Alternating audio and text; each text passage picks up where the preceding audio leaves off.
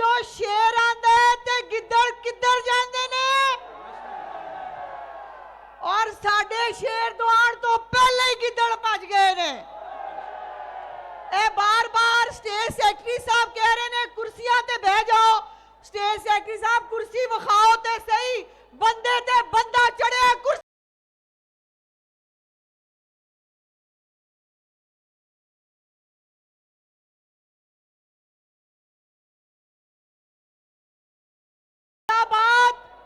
हमेशा शेरां दा शहर है, शेरां दा शहर रहेगा। और हाफजाबाद नू आज एजाज हासिल है कि मियां मोहम्मद नवाज शरीफ साहब अपना पहला जलसा हाफजाबाद शहर च कर रहे हैं।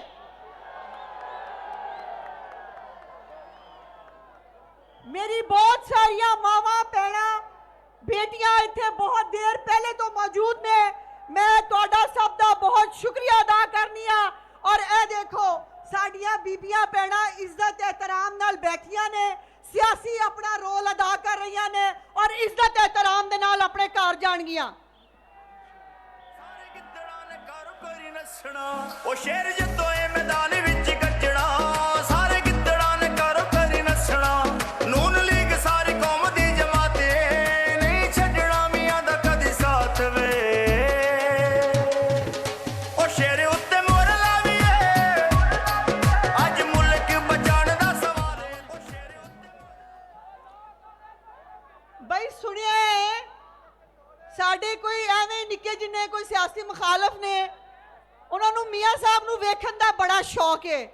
ते अज मैं कहना चाहनी हां सारे टीवी अगे बह जाओ, शेर आ रहा है। निक्के निक्के बौने निक्के निक्के बच्चे मियां साहब दा नाम लैके अपना सियासी कद उच्चा करना चाहते ने। लेकिन मेरा एक मुखलसाना मशवरा है, सानू पंजाब नू बराए मेहरबानी सानू सिंध वर्गी तरक्की की कोई लोड़ नहीं। साढ़े कोल बड़ी तरक्की जड़ी शहबाज शरीफ साहब ने मियां नवाज शरीफ साहब ने पंजाब नू दिती है। और कल मैनू हैरत हुई बिलावल भुट्टो साहब बदीन इच खलो के कह रहे सन किसानों का खून चूसा है। बंदा पूछे 15 साल तो तुहाडी हुकूमत है, किसान होते तुसी खून चूसे, साडा की तलक है उहदे विच। अपने अपने सूबे चो कूड़ा तुहाडे को चुकिया नहीं जाता, आम बंदे नू पानी दिता नहीं जाता, गल्लां तुसी वड्डियां वड्डियां करदे हो। लेकिन अज और कल मैनू वैसे अफसोस होया लौरिए जेडे ने बड़े पैड़े ने। वैसे हुण देखो ना बिलावल साहब ने अगर दिल गुर्दा कढ़ ही लिया लाहौरों इलैक्शन लड़न दिया ते कल 80% उन्हां दा पंडाल खाली सी ते वो बेचारे फिर आए नहीं।